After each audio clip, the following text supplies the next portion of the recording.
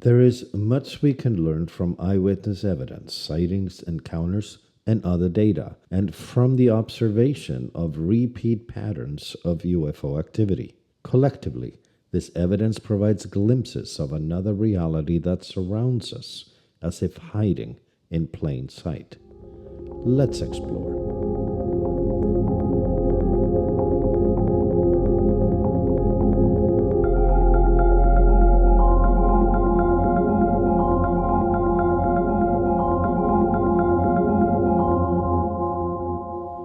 Hi, everyone, and welcome to Project Bluebook, where we explore all things unidentified.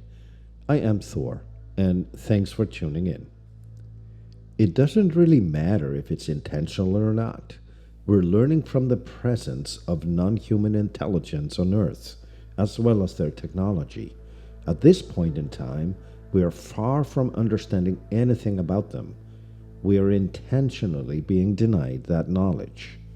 I believe the often subliminal and sometimes glaringly obvious messages are intentional, even as we also have unintentional, accidental reveals by way of crashes and retrieval and the capture of physical life forms.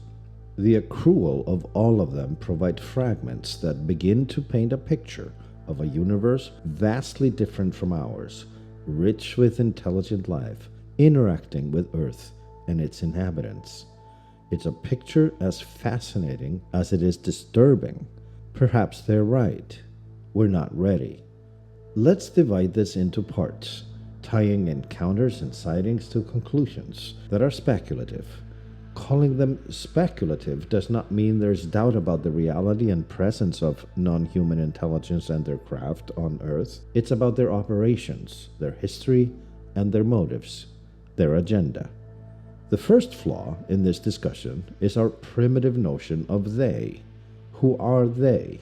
Because encounter records point to descriptions of 36 or more species that are non-cohesive and diverse. Over 80 different types of crafts have been cited, and many have been photographed hundreds of times, like the Tic Tacs, the triangles, the cigar-shaped craft, and of course, the saucers.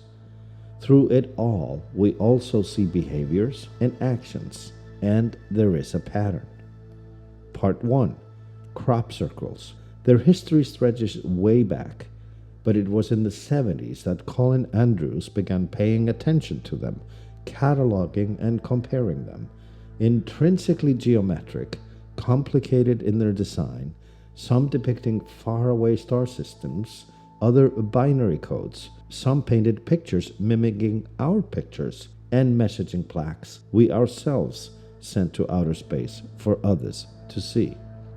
Crop circles appear all over the world overnight without anyone witnessing their construction, if they were done by humans.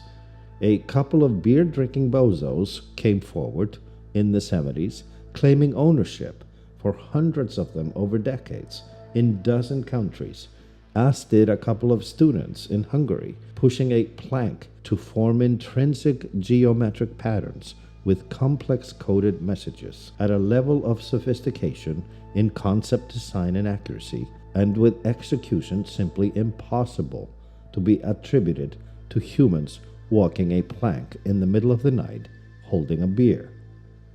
And they continued to do this, by the way, after their death in the 90s.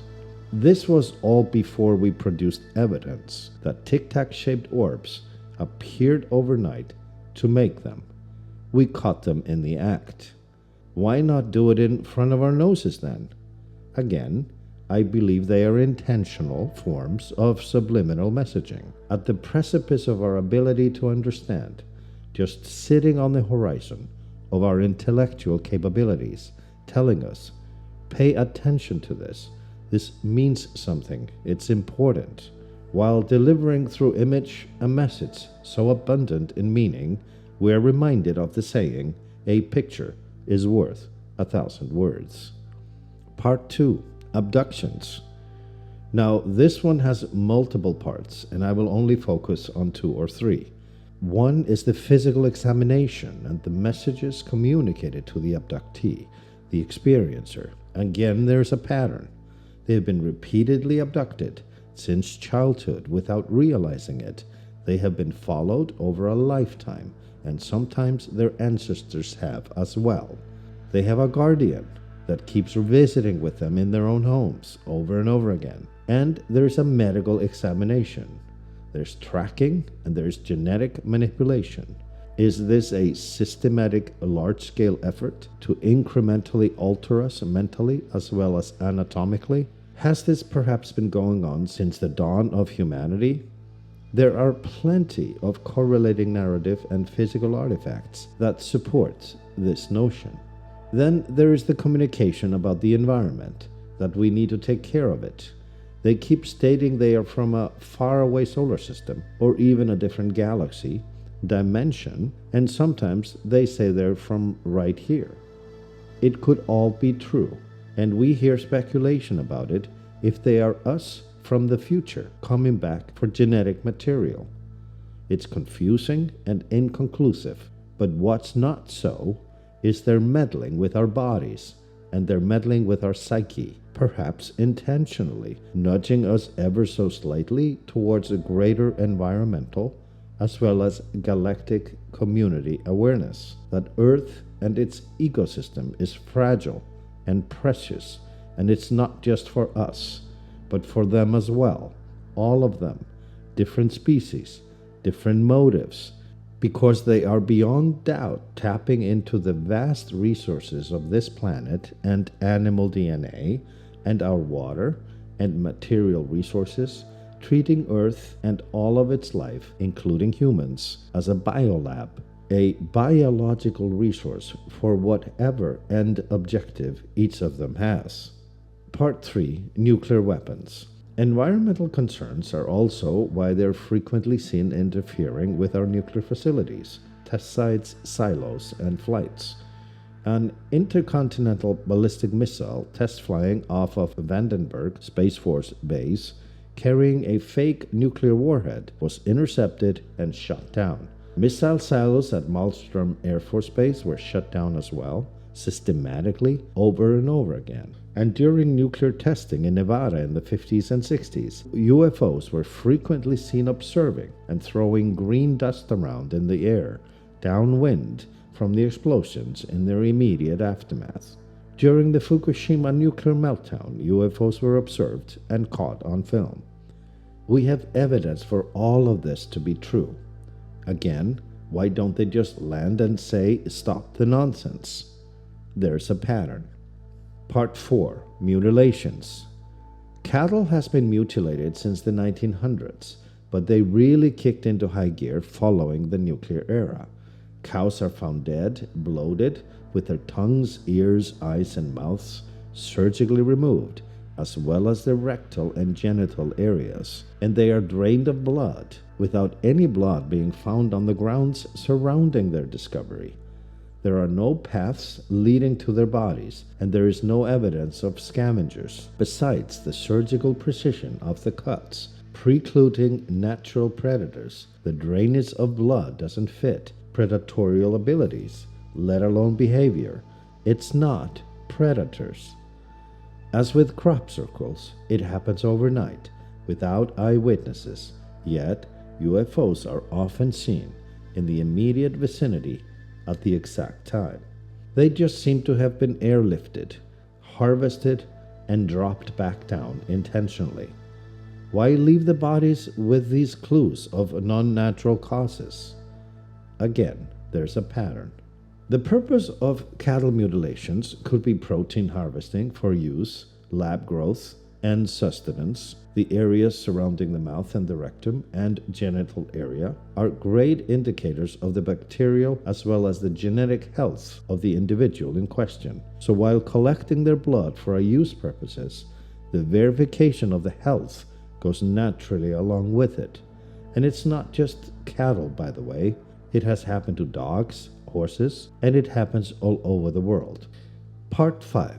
Hybridization. Stories abound from abductees from onboard crafts as well as those who have been at alien bases, underwater, inside mountains, and elsewhere, claiming the presence of laboratories, growing humans, full-size bodies, to term. Suspended in liquid, they have equipment attached that could be carrying nutrition as well as other growth additives to aid the process. Could this tie to cattle mutilations?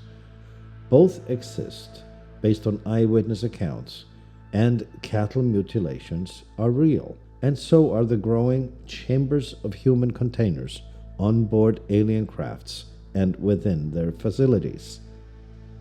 And some encounter alien-human hybrid beings, in particular children. Are these future generations for Earth or another planet altogether? We don't know. I forgot to mention the most terrifying part of the mutilation body of evidence, that of human mutilation. Part 6. Ancient Artifacts. They point to a highly advanced civilization on Earth dating further back than we are taught.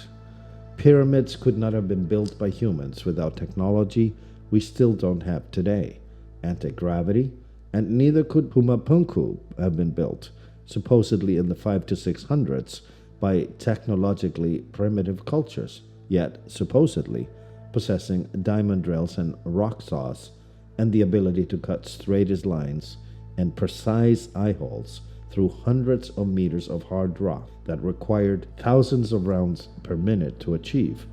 And then they must have moved the blocks around up miles of mountainous hills to Pumapunku. Construction engineers today have repeatedly stated we would have a hard time doing this stuff with today's technology. Some of it would even be impossible. Solution? Look at the literature, the myths of half-gods descending to Earth to teach building, agriculture, and astronomy. Look to the Anunnaki, the Quetzalcoatl, and we begin to realize we don't know human origins, and we don't know who has influenced human history. We don't know the history of possible multiple civilizations on Earth that came before us and arrived perhaps from somewhere else, millions of years ago. The evidence for this is everywhere on Earth if we're willing to recognize it, and I think this ties to the true reality that exists beyond the veil that we are now piercing with the help of breadcrumbs left by the alien presence on Earth by accident as well as by design. There's a pattern. Crashed crafts are real. Reverse engineering is real. Roswell is real. We're learning a new technology through all of this and integrating it into our culture. Philip Corso was right. Others have come forward as well with matching information, including pilots trained to fly replicas of alien crafts, and many others have seen them, studied them, reversed engineered them and their parts. Part 7. Intentional flybys. The Phoenix lights were an obvious display of presence, intentional and calculated. There were thousands of eyewitnesses, including the governor, Five Symington, who at first ridiculed it, but later confessed to having seen it. On March 13, 1997, a triangle-shaped UFO, larger than a football field, blocked the night sky on a low and slow flight over the city of Phoenix. From the northwest to the southeast, it displayed lights around the edges that blinked in and out, and it was photographed and filmed by dozens of people. It was thoroughly analyzed and is perhaps the best documented, most witnessed UFO sighting in history. Intentional? You bet. Or why else slow fly a giant craft over a populated city in the idle of bright starry night, opaque enough not to be recognized, yet very present and very real. Part 8. Encountering Alien Species. Between the Greys, the Nordics, and the stories of reptilians, and other beings stated to exist as well, we know the least, because that is where the least evidence by design is allowed.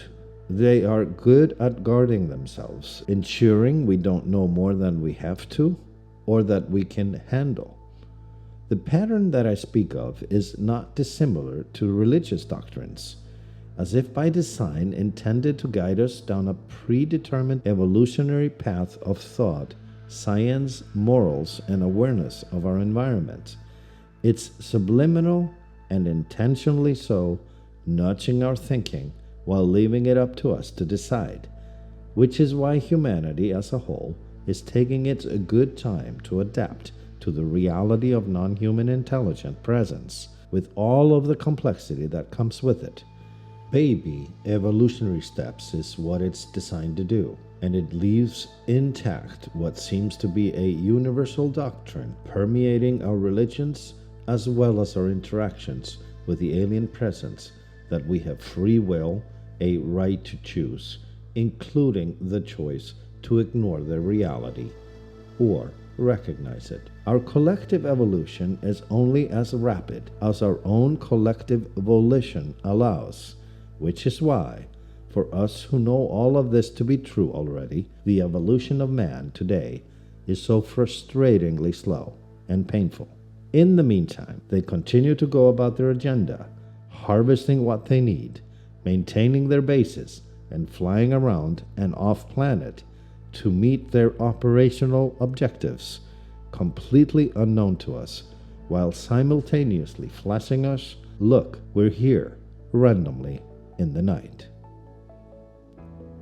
There is so much more to talk about, but I will be taking a break from producing episodes for a while.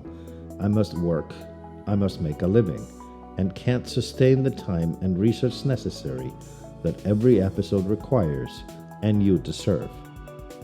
I will return at a future date with much more material and an unbroken devotion to the discovery of truth regarding unexplained phenomena. I thank you for your loyalty. In the meantime, continue exploring with an open mind.